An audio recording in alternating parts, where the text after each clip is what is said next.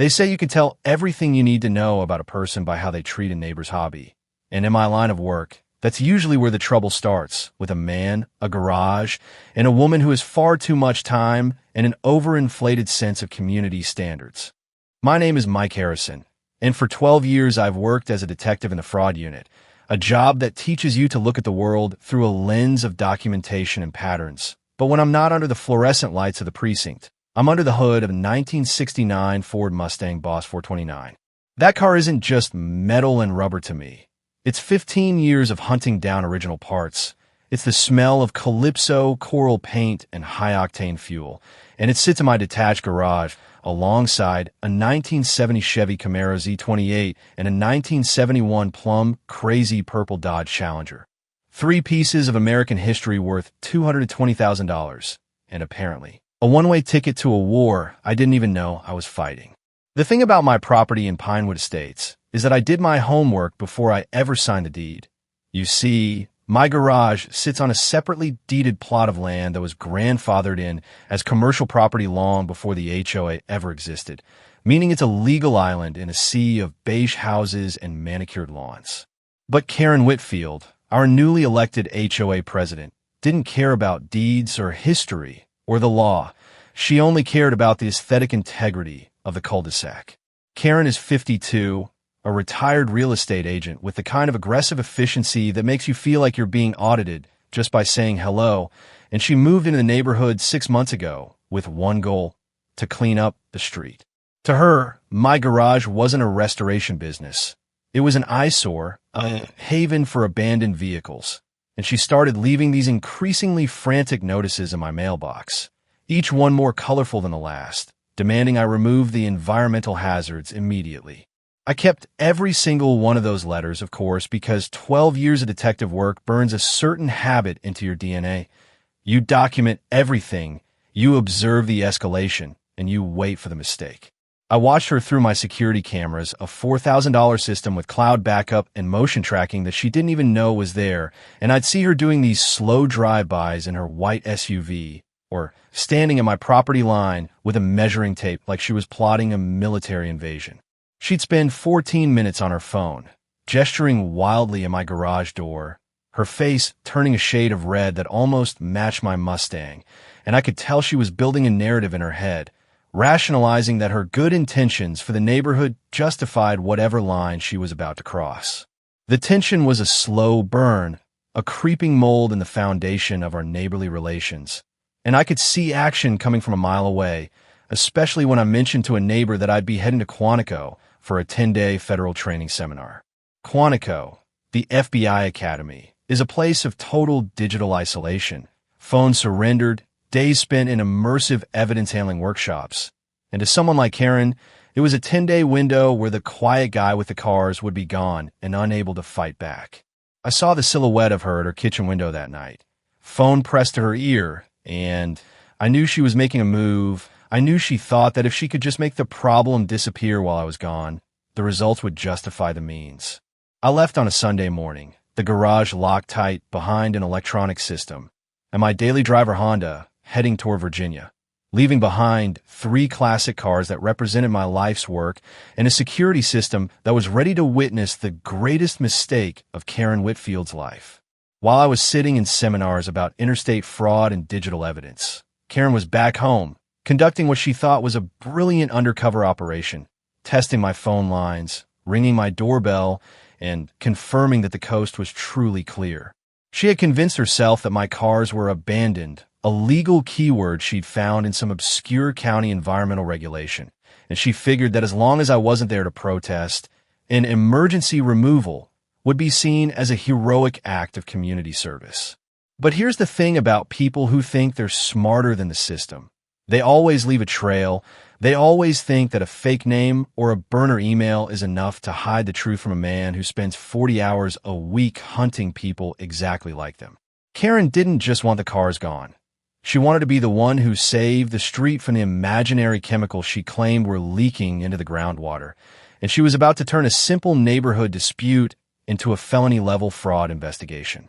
I spent my first night in Virginia reviewing the motion alerts on my laptop before we had to surrender our devices, watching her walk the perimeter of my garage with a manila folder, pressing her face against a glass to count the hazards. And I remember thinking, go ahead, Karen, pull the trigger. See what happens when you try to out-detective a detective. The irony was thick enough to choke on, because as I was learning the newest protocols for building airtight criminal cases, Karen was busy creating the perfect evidence package for her own prosecution, documenting her own trespasses and preparing to lie to every legitimate agency in the county. She had this look on her face in the footage, this smug, self-righteous glow, the look of a woman who believes that being the HOA president gives her the power of a high court judge and an environmental marshal all rolled into one. She didn't know that my garage wasn't part of her little kingdom, and she certainly didn't know that every lie she was about to tell was being uploaded in high definition to a cloud server 300 miles away. But she was about to find out, and the price of that lesson was going to be much higher than any HOA fine she could ever dream of. The thing about people like Karen is that they don't just break the law, they perform it. They act out this little play where they're the hero, the protector, the thin blue line between a nice neighborhood and total suburban decay. And as the sun rose on Monday morning back in Pinewood Estates, Karen Whitfield was ready for her opening night. I was miles away in a classroom at Quantico, learning about the digital footprint of white-collar criminals, while Karen was putting on her official navy blazer and grabbing a manila folder filled with bureaucratic fiction. My security cameras caught it all. The way she marched toward my garage at 7:30 a.m. with the posture of a general, the way she took methodical, close-up photos of my Mustang's tires as if they were evidence of a crime, and the way she stood back, nodding to herself, satisfied that her case was built. At 8:15, she made the call, the one that turned a petty feud into a felony. And thanks to the high-gain microphone on my porch camera, I could hear her voice, crisp and professional, but layered with a lie so bold it made my skin crawl. "This is Lisa Thompson," she told the dispatcher at Riverside Towing. "I'm the property manager for Pinewood Estates HOA, and we have an emergency environmental hazard on Maple Street. Multiple abandoned vehicles leaking petroleum products into the soil." Lisa Thompson. She didn't just lie. She invented a ghost, a fictional character with a fictional job title, and she even went as far as to set up a fake email, lisa.thompson@pinewood.com, just to give her shadow some substance. Riverside Towing didn't know they were being used as an instrument in a heist. They just saw a professional-looking woman with official county environmental hazard forms and an indemnification agreement that promised the HOA would take all the heat if things went sideways.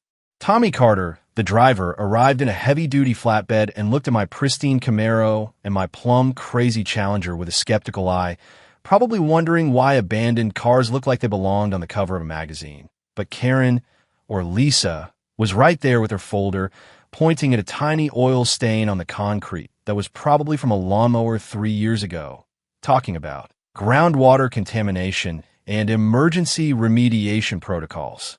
She signed those papers with a flourishes, using a modified version of her handwriting that I'd later recognize in a heartbeat. And for 3 hours, I watched my life's work being winched onto the back of a truck while my neighbor watched from her porch, sipping tea and thinking she'd finally won.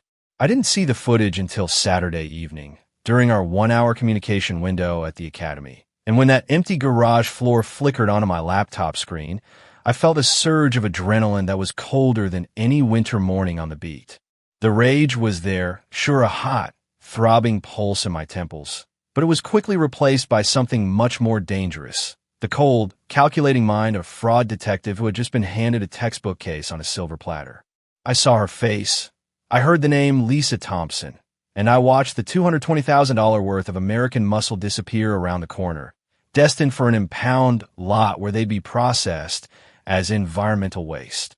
Karen hadn't just moved my cars. She'd stolen them by deception, used a fraudulent identity to bypass legal protections, and she did it all while smiling at the camera she didn't know existed.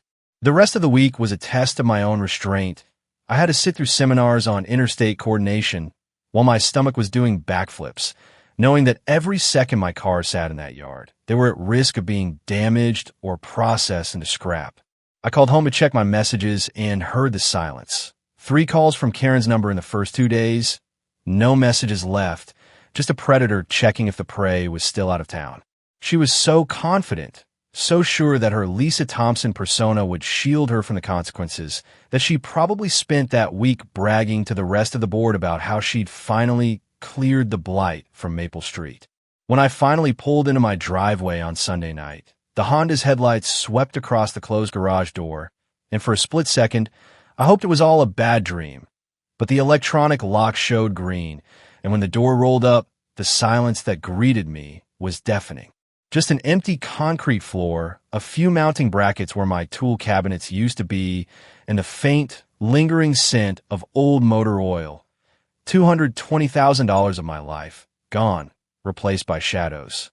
I stood there for a long time, not moving, just letting the silence sink in, and I realized that Karen hadn't just attacked my hobby. She'd attacked the one place where I felt like I wasn't a cop. I walked back into the house, fired up the laptop, and started a new folder on my desktop labeled The People versus Whitfield. I didn't call the precinct. Not yet. I wanted the evidence to be so overwhelming that the responding officers wouldn't even have to ask a question. I spent all night cross-referencing the video with the documents I'd later retrieved from Riverside Towing. I zoomed in on her face as she signed a fake name. I captured the exact moment Tommy Carter looked at the Challenger's VIN number, and I mapped out the legal reality of what she'd done. Identity fraud, false reporting, and grand theft. Monday morning, I walked into Riverside Towing, not as a neighbor, but as a victim, letting my anger show just enough to make Tommy Carter uncomfortable. "You guys took 3 cars from my garage," I said, dropping my registration and insurance papers on the counter with a thud that echoed in the small office. Tommy looked at the papers, then at me, and I could see the color draining from his face as he realized the abandoned cars were currently insured for more than his house.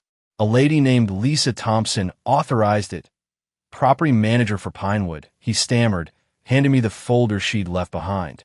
I looked at the environmental hazard report, at the fake email, and then at the signature at the bottom. It was Karen's handwriting, no doubt about it, the same loops and slashes from those 7 HOA notices. "Tommy," I said, my voice dropping into that quiet, terrifying detective tone, "there is no Lisa Thompson, and this isn't an HOA property. You've been used to commit a felony."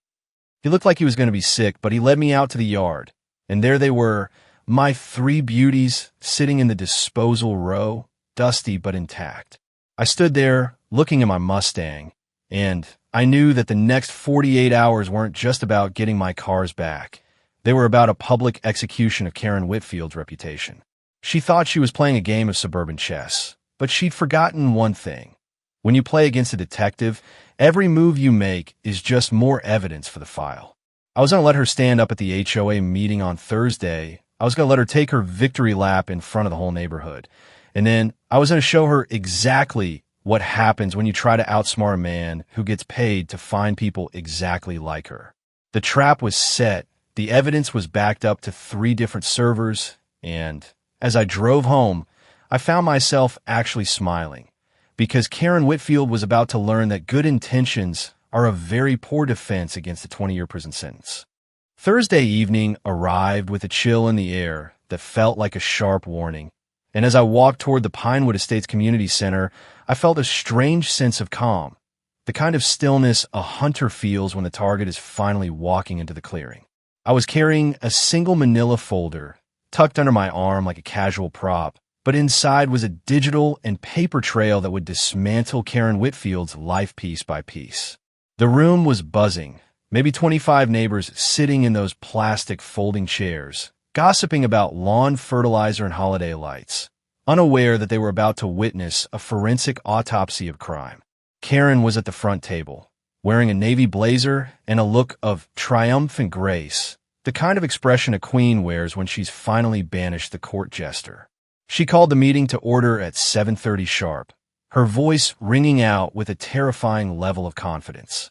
"Before we get to the budget," she began, a smug smile playing on her lips, "I have some wonderful news regarding our ongoing efforts to maintain the aesthetic integrity of Maple Street.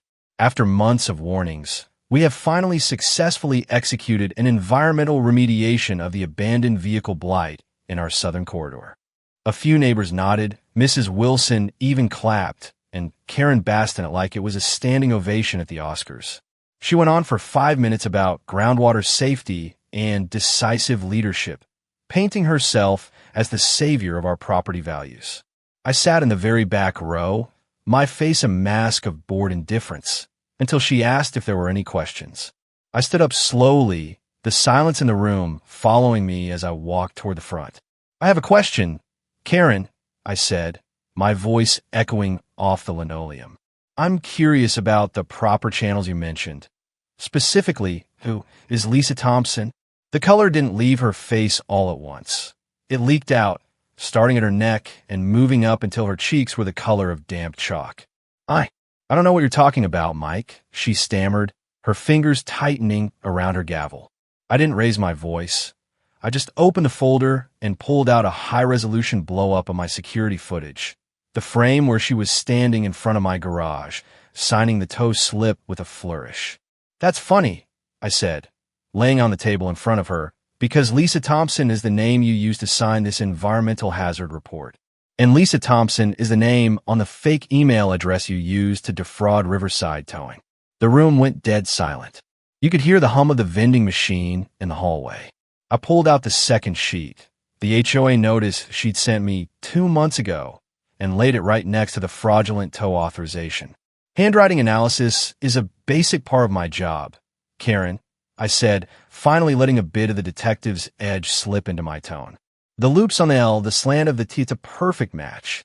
You didn't just move my cars. You committed identity fraud and theft by deception of property valued at over $200,000.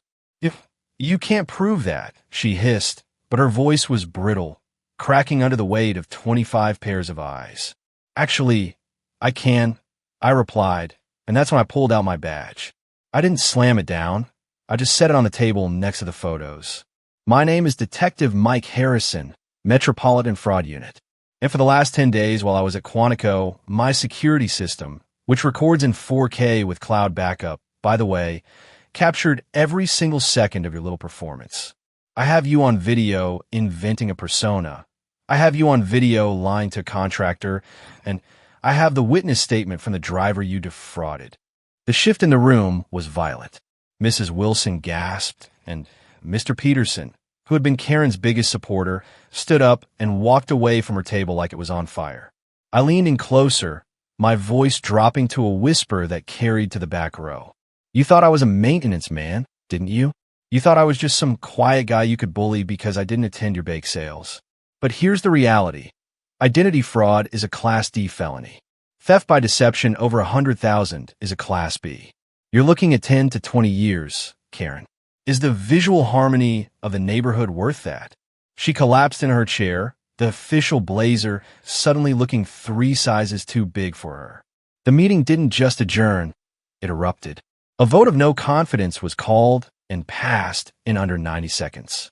Karen sat there, staring at the badge on the table, as the life she'd built on a foundation of beige paint and rules crumbled into dust.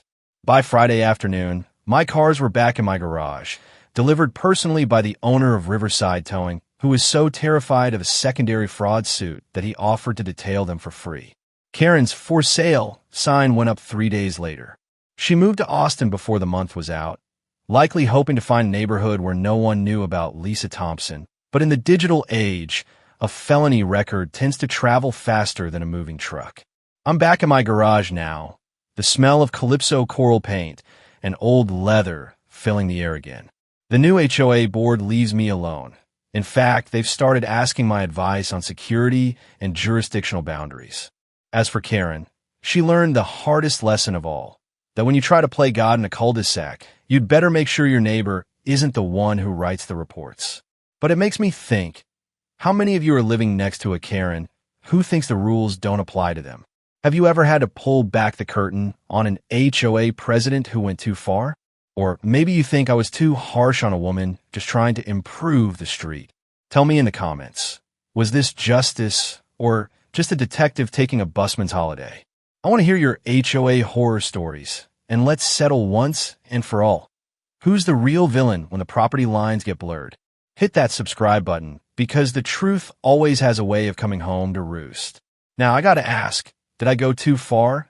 Or was Karen getting exactly what she deserved for playing with fire?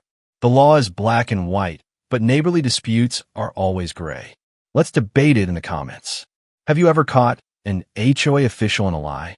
Share your story, and don't forget to like and subscribe for more satisfying takedowns of the entitled elite.